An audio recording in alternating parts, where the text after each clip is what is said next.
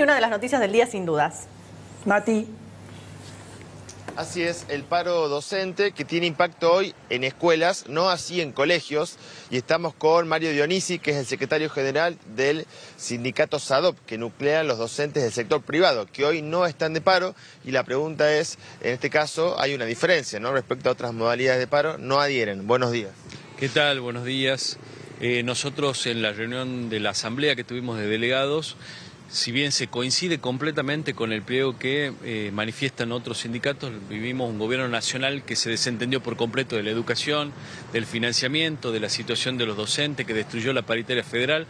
En eso coincidimos plenamente y estamos hoy protestando por eso, ya que no hemos coincidido en la modalidad que es paro, ¿no? Nuestro sector tiene muchas particularidades que se han puesto sobre la mesa en la asamblea y en debate, y en esta oportunidad no hemos coincidido con la medida porque también creemos que tiene que haber un plan de lucha provincial, que el gobierno de la provincia tiene mucho que ver en la situación de los docentes hoy, con un salario de miseria que está muy por debajo de la línea de la pobreza. Veía que ya alcanzó el 1.200.000 cuando un salario docente está en 760.000 pesos, así que casi en la línea de la indigencia, con lo cual tenemos que trazar un plan de lucha que tenga involucrado también las acciones con todo el pliego provincial, que en ello está marcado con las particularidades del sector de la docencia privada, donde es a veces muy difícil llevar medidas de fuerza porque la amenaza es constante de los empleadores con la pérdida de la fuente laboral o con el descuento del día, ¿no? ¿Qué es lo que más les preocupa? Más allá de que entienden que quizá no es el momento o la modalidad del paro, pero de repente cuando uno sondea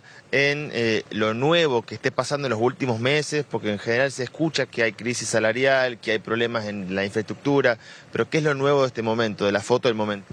Bueno, hay lamentablemente dos emergentes muy preocupantes. Primero, el abandono de la profesión docente. Abandono. Los docentes están marcando que ya no pueden ni sobrevivir con el salario docente, y al mismo tiempo la crisis de salud mental. Cerca del 75% al 80% de los docentes te marca que está sintiendo que la profesión lo enferma, con lo cual es muy grave lo que estamos viendo. Pero nosotros, más allá del diagnóstico y de estos emergentes que estamos viendo en este momento del año sobre todo, queremos ser propositivos, ¿no? Nosotros creemos que Tucumán necesita una ley de financiamiento educativo, necesita un programa de salud mental, necesita la mirada de las escuelas con todo lo que atraviesa. Hoy vemos emergentes como que cada vez hay más episodios con armas dentro de los establecimientos educativos, y no vemos que esté la decisión política para afrontarlo, porque educación se construye con diálogo, se construye con mesas, y esa ausencia la tenemos hoy, hasta la ausencia de poder participar en una mesa salarial como sector privado, ¿no? Que hay que recordar siempre que estamos hablando de educación pública, lo único que nos diferencia es la gestión, y que la gestión privada representa el 30% de la educación tucumana. A ver, me quedo con esos datos. 75% de los docentes con una crisis de salud mental que se atribuye, dicen ustedes, a la situación salarial, entre otras razones, imagino. Sí, la carga laboral que es enorme con toda la problemática que atraviesan las paredes de los colegios, y que no hay voluntad política de resolverlo porque no vemos que se generen los dispositivos adecuados. ¿Qué debería pasar? Primero, construirse con consenso. Primero, hacer el diagnóstico claro de lo que está pasando y ser transparente el diagnóstico, porque uno ve que no hay estadísticas de todas estas situaciones que uno está mencionando. Y después, en las mesas, generar con los diálogos todas las herramientas adecuadas, porque se puede, y no todo exactamente implica recursos económicos que hay que erogar. Nosotros hemos tenido reuniones con legisladores, con la profesora Diana Nájar de la Comisión de Educación, con la legisladora Patricia Lizarga de Familia, con supervisores, con el Colegio de Pedagogos.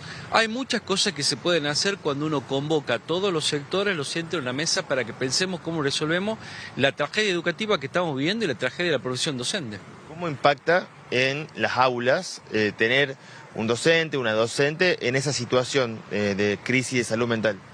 Y que claramente no son ambientes educativos y no son ambientes cuidados, son ambientes donde están con mucha violencia, donde vemos cómo crece el bullying, cómo crecen todas estas situaciones, el consumo problemático, el suicidio adolescente. Son varios los indicadores graves que estamos teniendo dentro de las aulas, y que no vemos, como digo, que se genere la herramienta adecuada, se generen las políticas, se generen las mesas para abordarlo. Recién me decías que hay un problema también con el pago de los salarios en colegios, que va como de alguna forma acrecentándose. Así es, a la Dirección de Enseñanza Privada particularmente le venimos pidiendo que se genere el Consejo Asesor, donde podamos sentarnos junto con las cámaras a ver lo que nos pasa como gestión privada, como sector en particular, porque las morosidades están creciendo por la crisis económica obvia que estamos viviendo. Es deuda de familias hacia las instituciones. Así es, eso impacta muchas veces claramente en el pago de los salarios de los docentes, en que no le paguen algún ítem como incentivo y conectividad, o que a veces haya atraso en la escala salarial. La baja de la natalidad también está impactando en las aulas. Hoy tenemos colegios con crisis severa de cantidad de alumnos, que uno espera que no tengamos que lamentar cierres a fin de año, pero vemos los números y la verdad que asustan. Cerró un colegio al principio de año en Yerbabuena y es posible, dicen ustedes, que haya otros que estén en la misma. Y por la crisis muy profunda que vemos de matrícula, lamentablemente puede ser que suceda, y ahí donde de nuevo vemos la inacción, donde no se convoca a las mesas, donde no se convoca a los colegios en particular, para poder ver cómo se puede hacer un salvataje. Uno ve cuando el transporte público entra en crisis, un transporte que es servicio público prestado por privados, rápidamente se convocan a mesas y rápidamente surge algún salvataje. Bueno, lamentablemente no estamos viendo eso y estamos hablando de educación. ¿Y están de acuerdo con esta forma de actualizar salarios que se acordó con otros sindicatos para que sea automática este aumento en base a lo que dice el INDEC y que no haya una negociación al menos hasta noviembre?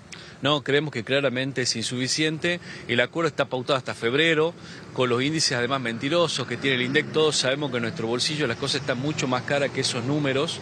Y además con el atraso salarial que tenemos hoy, un docente tiene un atraso salarial de casi el 100%.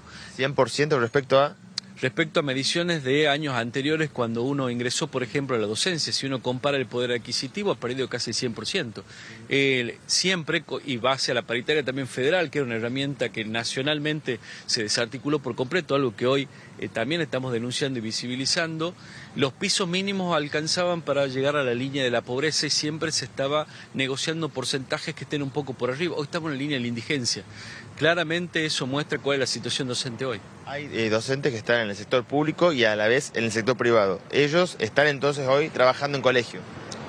Sí, el derecho a huelga es voluntario en el sector estatal, que hoy hay sindicatos que lo han declarado al día de paro, con lo cual tienen toda la facultad para adherirse, todo el derecho para adherirse.